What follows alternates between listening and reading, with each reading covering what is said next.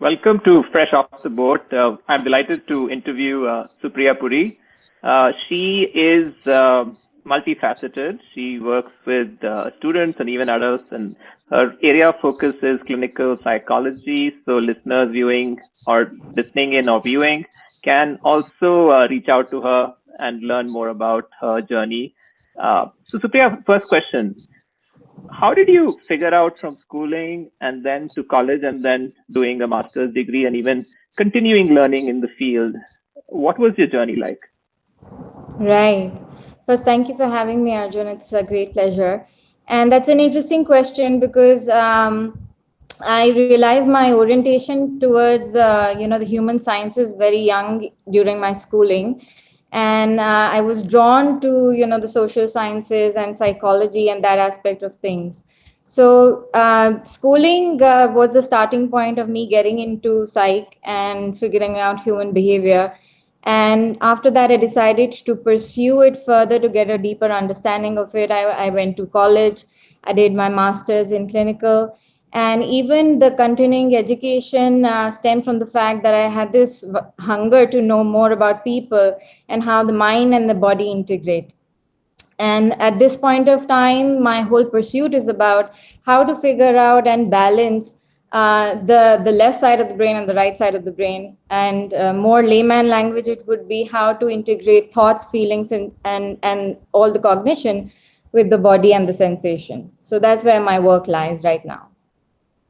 Great. And when you look back at the things that you're doing now, so expressive art therapy or other terms, the umbrella terms around this area, uh, why do you think where you are at today with the work that you do and the center that you've started?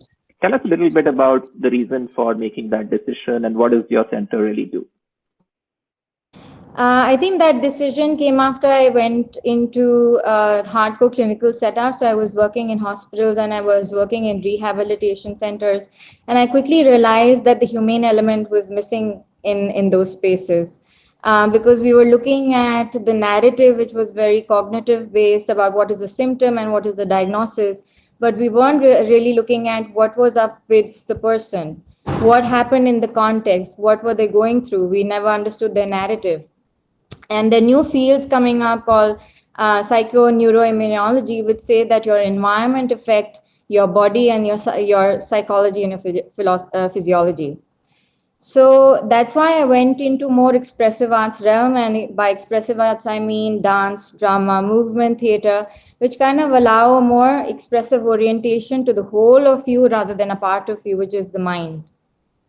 And at Center for Self, which is the space that I initiated, the whole point is to create safe space for exploration of both these dynamics, where we're able to club the narrative of the mind with the body and do it in without the adage of only diagnosis.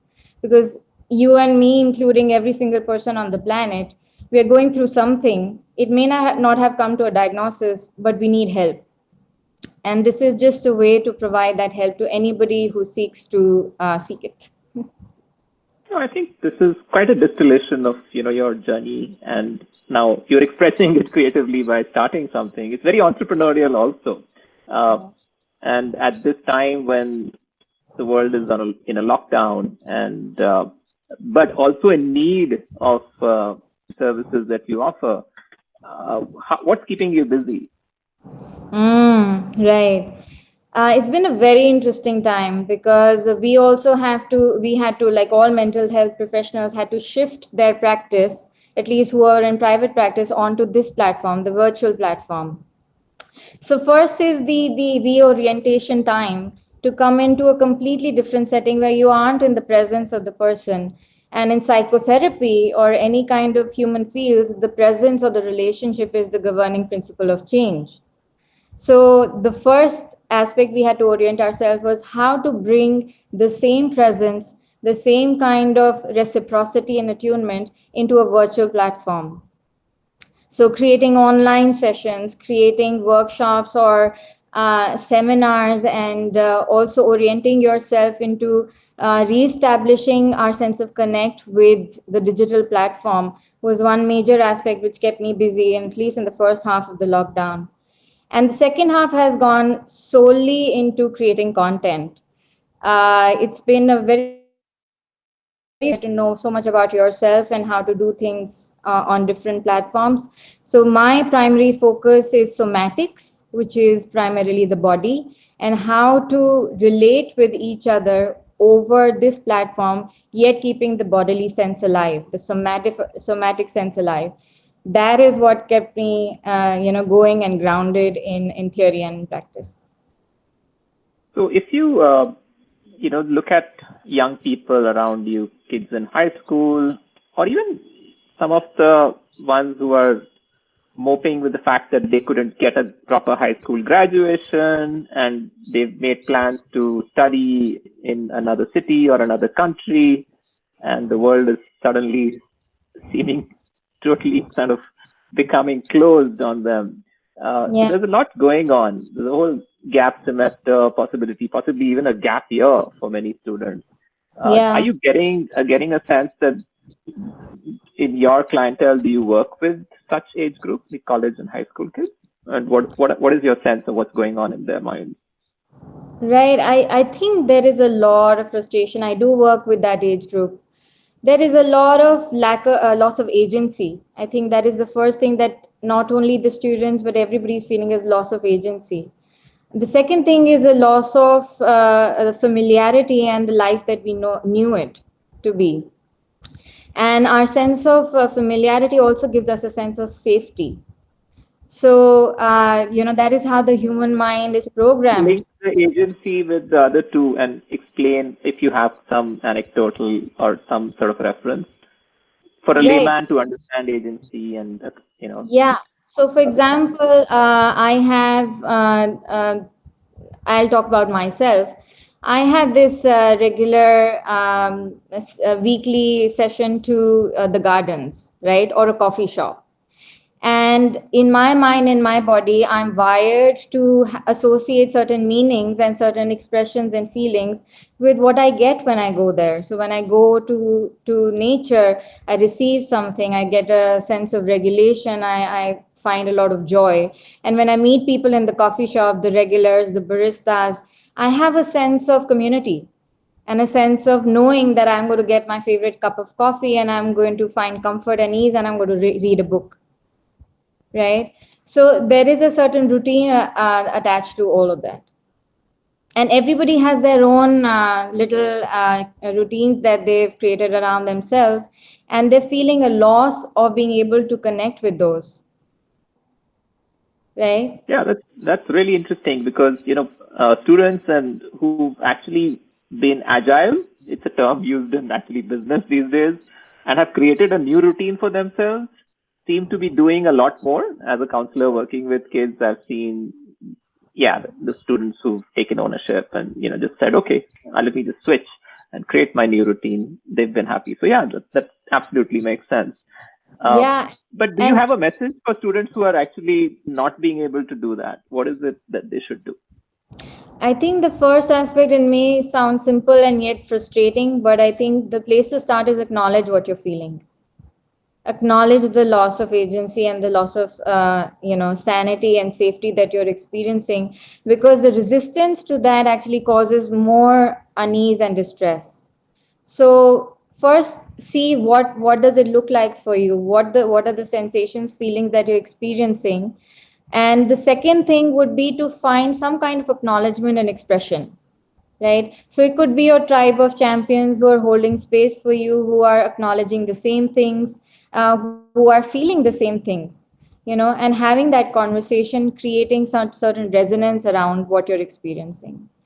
And the other aspect, which is really important, find, even if it is a very, very small aspect, find something around you that you can exercise agency over. So, for example, you can create a new schedule. You can engage with reading or creating something new. And the important thing over here is stay with your experience, because if you're going to try to push yourself into something, even doing something productive, the toxic positivity that we are also experiencing right now, that everybody has to be positive, you have to come out with a new skill. I think keep yourself away, so practice some hygiene from all of the added aspects which you don't need right now. And what you spoke of earlier was really interesting, because it was about resilience and response flexibility, about the students who were able to quickly get into a new routine and a new task. But again, that's not the prerogative of everyone. So stay where Makes you're sense. at. What about younger kids? Kids who have now sort of felt helpless because there were parents who would usher them to a playground or after school, and now there's no school and there's no after school playtime. What Yeah. what is it that that young population of parents, uh, fathers, mothers could do to figure help the kids out? Right. So what I've noticed among that population, Arjun, is that it's kind of really brought to life the gap between the parents and the children, because while I was working at school and otherwise as well, you see that a lot of services are outsourced to schools in terms of teaching, playing, life skills, so on, and education definitely. So I think first we have to look at this new case scenario where we have to take stock of all those gaps, right? The second thing is for a younger population, and I'm assuming you're speaking of children younger than 10 years old. Those Right. children don't have a sense of regulation of their own. And what I mean by regulation is that when they're in high arousal, or when they're emotionally at a high or a low, they can't usually regulate on their own, and they need either another individual, that may be a parent, that may be a teacher, who can speak to them, who can create a sense of safety for them, because that's how our bodies are wired, right? So what this brings out is that the parents themselves have to first be the bearers of that regulation and practice that for themselves. And apart from their own regulation, what is going to help the children is a really simple model. If we remember, the first is to regulate, meaning work at the body. The second is to relate, create a relationship. And the third is to respond. And if we kind of follow that, I think we'll be in good stead.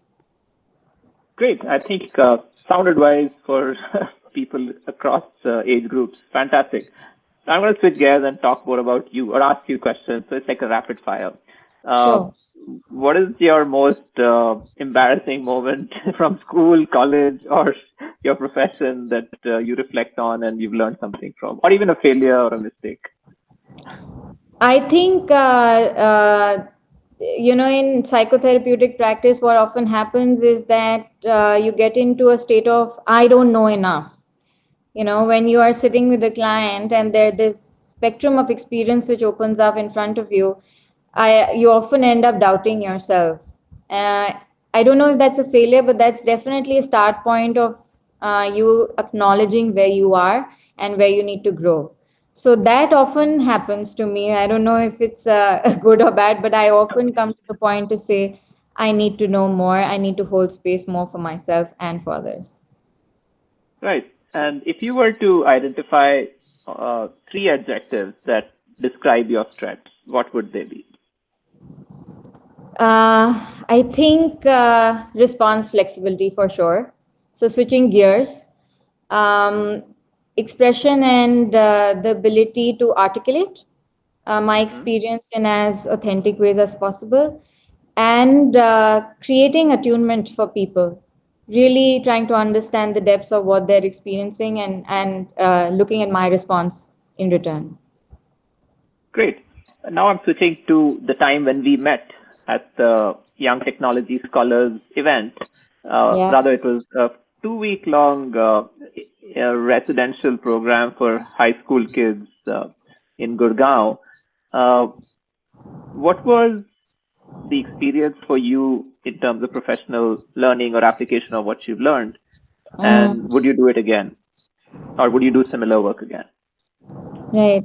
I think that that was a very, very enriching experience for me. What I realized is that even, I What was mean, your role there for the people who are listening? They might want to know what was yeah, the sure. setup like? What was your role?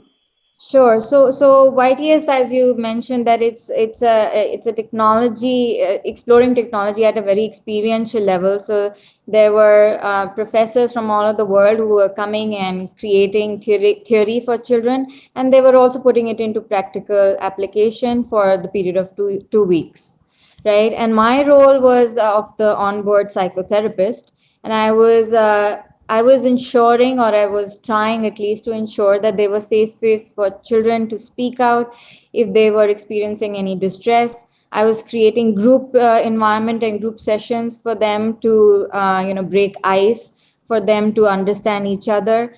And we were also doing some things like human library, where we were creating empathy for each other's experiences. So that was the long and short of it. Regarding your question, it was a definitely very, very enriching experience for me. And what I realized was that all children, if they're seen, right, if they're truly seen and accepted, they excel. They absolutely go over and beyond which they have thought of themselves to be. And they just require unconditional acceptance. And that, I think, is the cornerstone and the foundation for them to do exceedingly well in whatever they choose to. Excellent. I think you've summed up my work in a better way that, because for instance, I've been working with students for 20 years, but the way you've articulated that connection that you need to have, that you have to challenge them to excel, but also believe that they can. And I think Yes. that's fantastic. Very well said. So thank you so much, Supriya. This has been an absolute pleasure. Delight to have, by chance, just stumbled upon your contact again and contacted you. And looking forward to some sort of an association going forward. We do have interesting panels and webinars lined up. Uh, so I'll send you a concept note and we could take it from there. Thank you again. Thank you so much, Arjun. Such a pleasure speaking to you. Thank you for holding space.